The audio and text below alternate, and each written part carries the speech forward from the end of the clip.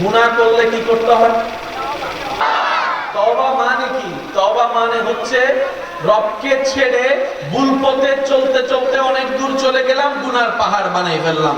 এই তওবা হচ্ছে, তওবা মানে হচ্ছে ওই ভুলতে পথ থেকে আবার ফিরে রবের পথে ফিরে আসার নামই হচ্ছে তওবা।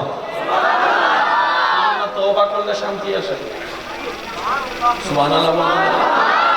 তওবা করলে শান্তি আসে। কেন আসে? তওবা করলে গুনাহ মাফ হয়। তওবা করলে রবের রহমতের নজর পাওয়া যায়। তওবা করলে নেকির পাল্লা ভারী হয়। তওবা করলে কালি মন পরিষ্কার হয়। তওবা করলে চিন্তার মধ্যে সৌন্দর্যতা আসে। তওবা করলে ধৈর্যের লেভেল বাড়তে থাকে। তওবা করলে সহ্য ক্ষমতা বেড়ে যায়। তওবা করলে মনটা উদার হয়ে যায়। তওবা করলে মনের বিশালতা বেড়ে যায়। তওবা করলে অন্য অপরাধ করলে ক্ষমা করার যে ইচ্ছাটা থাকে না, সেই ইচ্ছাটা বেড়ে যায়। তওবা করলে সৃষ্টির প্রতি প্রেম, মায়া, ভালোবাসা বেড়ে যায়। তওবা করলে যে টাকা পায় তাকে টাকা থাকার পরও, সামর্থ্য থাকার পরও দেওয়ার যে ইচ্ছা থাকে না, সেই ইচ্ছাটা সৃষ্টি হয়ে যায়। এক কথায় তওবা যত করা হয় বান্দা তত রবের রহমতের দিকে এগোতে থাকে। যত বান্দা রবের রহমতের দিকে এগোতে থাকে তার জীবনটা তত অগোছানো থেকে গোছাতে থাকে, অসুন্দর থেকে সুন্দর হতেই থাকে। বলেন সুবহানাল্লাহ।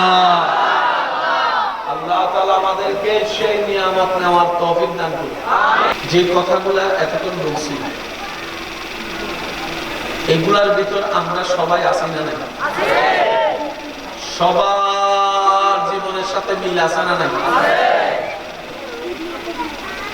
আগে শুনতাম বাহিরে অনিরাপদ হলেও, বাহিরে নিরাপত্তা না থাকলেও ঘরে আসলে নিরাপদ। আর এখন শোনা যায় মায়ের হাতে সন্তান খুন, সন্তানের হাতে মা বাবা খুন।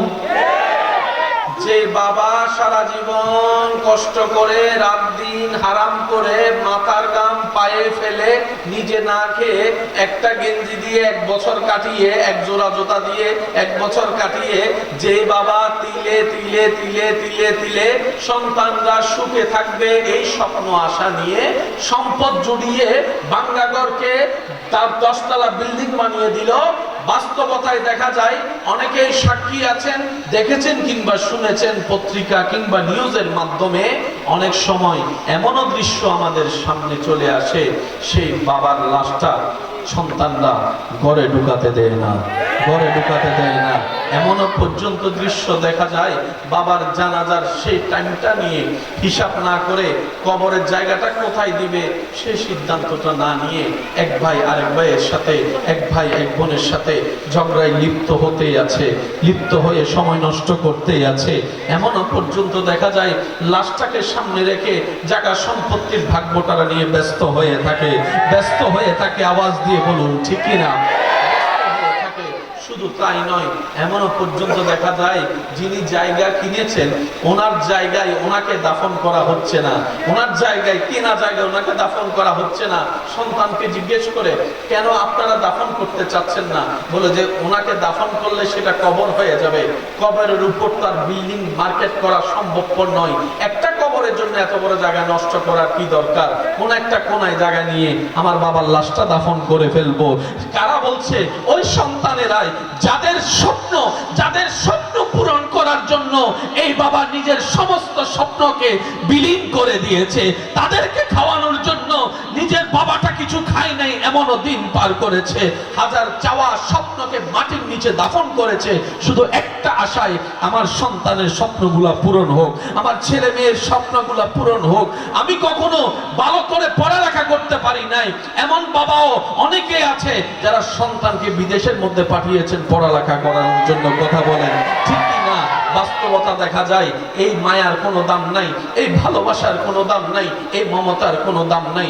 রব্বুল আলামিন বলে, বান্দারে কাদের জন্য কি করলি, কাদের জন্য কি করলি, কার জন্য কি করলি? আরে আমার বান্দা, তুই যাদেরকে খুশি রাখার জন্য নিজের সারাটা জীবন নষ্ট করে দিয়েছিস, তার 10 ভাগের 1 ভাগ যদি আমি স্রষ্টাকে খুশি করার পিছনে লাগাতি, আমি আল্লাহ তোকে দুনিয়াও দিয়ে দিতাম, আখিরাতও দিয়ে দিতাম, জান্নাতও দিয়ে দিতাম। সুবহানাল্লাহ।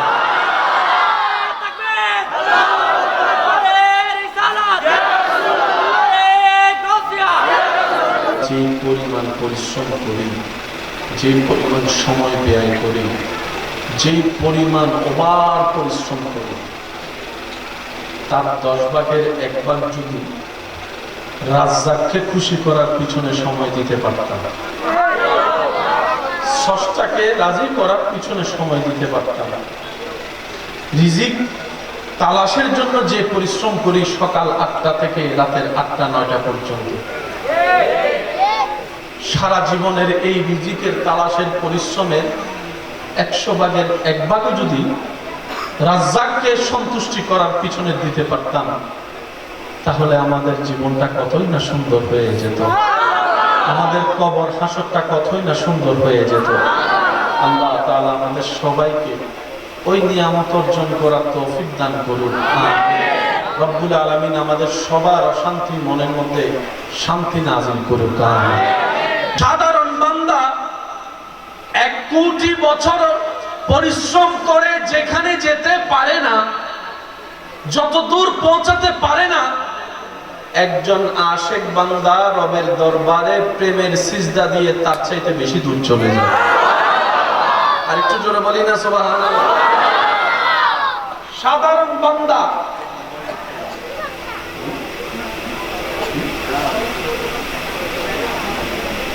কষ্ট হচ্ছে ভাই আপনাদের, যারা দাঁড়িয়ে আছেন আপনাদের কষ্ট হচ্ছে মনে হয়। বেশিক্ষণ না, আমি আপনাদেরকে অল্প কিছুক্ষণ পরে ইনশাআল্লাহ আমি বিদায় নিচ্ছি আপনাদের থেকে, কষ্ট নিয়েন না। সাধারণ বান্দা যাদেরকে যারা আগুন দেখলেও ভয় পায়, আগুন যাদেরকে দেখলে ভয় দেখায়, সাধারণ বান্দা। আশিক বান্দা আগুন দেখলে রবের নামে হাসি মুখে জাপ দিতেও রাজি আছে, সুবহানাল্লাহ। আবার আগুনও ওনাদেরকে মেহমানদারি করতে প্রস্তুত থাকে। সবার অন্তরে কোনো না কোনো একটা ভয় কাজ করে না ভাই, বলেন না? কারো পড়ালেখার ভয়, কারো পরীক্ষার ভয়, কারো চাকরির ভয়, ব্যবসার ভয়, সংসারের ভয়, স্বামীর ভয়, স্ত্রীর ভয়, এর ভয়, ওই ভয়, কত ভয়, এই ভয়, বাঘের ভয়, ভাল্লুকের ভয়, কি টিকটিকির ভয়, তেলাপোকার ভয়। একটু বলেন না রে ভাই, আছে আছে বুঝবেন। সাধারণ বান্দা। আরেকজন বান্দা রবের এমন আশিক বান্দা, মাছে গিলে খেয়েছে, পেটের ভিতরে আছে। प्यार से कहो ना यार सुभान अल्लाह, दिल खोल के बोलो सुभान अल्लाह। আরেকজন রবের বান্দা যাকে মাছ গিলে খেয়েছে।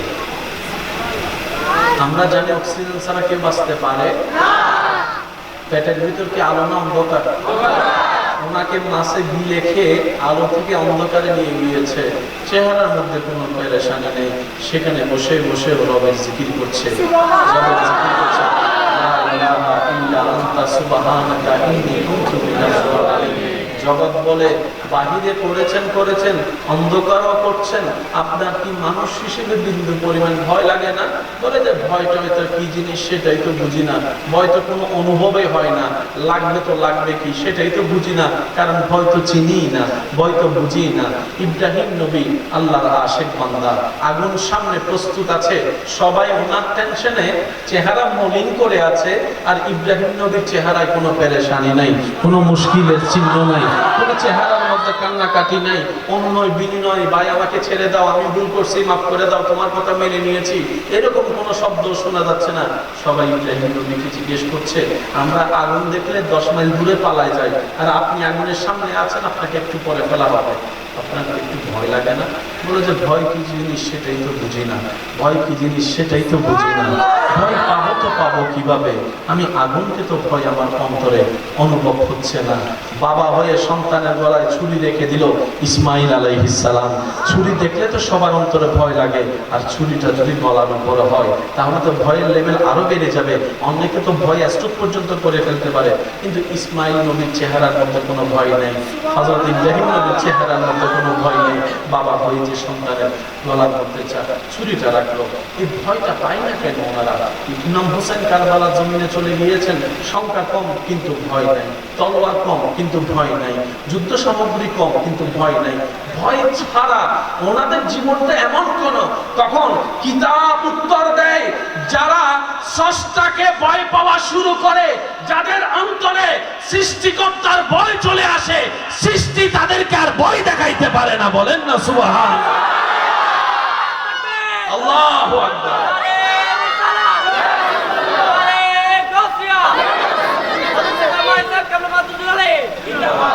একবার বলেন সুবহানাল্লাহ। যাদের অন্তরে রবের ভয় আছে, তাদের অন্তরে আগুনের ভয় নাই, মাছের ভয় নাই, ছুরির ভয় নাই, রোগের ভয় নাই, অভাবের ভয় নাই, আক্রমণের ভয় নাই, হামলার ভয়, আর একটু জোরে বলতে হবে, হামলার ভয়, ইস্তার ভয়, উদার ভয়, আক্রমণের ভয়, সম্পদ হারানোর ভয়, সম্পদ হারানোর ভয়, সন্তান হারানোর ভয়, স্ত্রী হারানোর ভয়, স্বামী হারানোর ভয়। আর জগৎ জানে, যার অন্তরে ভয় নাই তার অন্তরে টেনশন নাই, যার অন্তরে টেনশন নাই তার মনের মধ্যে অশান্তি নাই, যার মনে অশান্তি নাই তার মনে শান্তি আসবেই। এটাই তো বাস্তবতা, বাহ্যিক চোখে দেখা যায়, কিন্তু রব্বুল আলামিন বলে, তোর মনের মধ্যে যেহেতু তুই আমাকে ভয় করিস, ইত্তাকুল্লাহ আয়াতকে আমল করেছিস, বান্দারে আমি আল্লাহ দয়া করে সৃষ্টি জগতের ভয় থেকে তোকে মুক্তি দান করতে করতে এমন মুক্তি দান করলাম, কবরের ভয় থেকেও মুক্তি দান করে দিলাম, হাসরের ভয় থেকেও মুক্তি দান করে দিলাম, জাহান্নামের ভয় থেকেও আমি আল্লাহ দয়া করে তোরে মুক্তি দান করে জান্নাত করে দিলাম।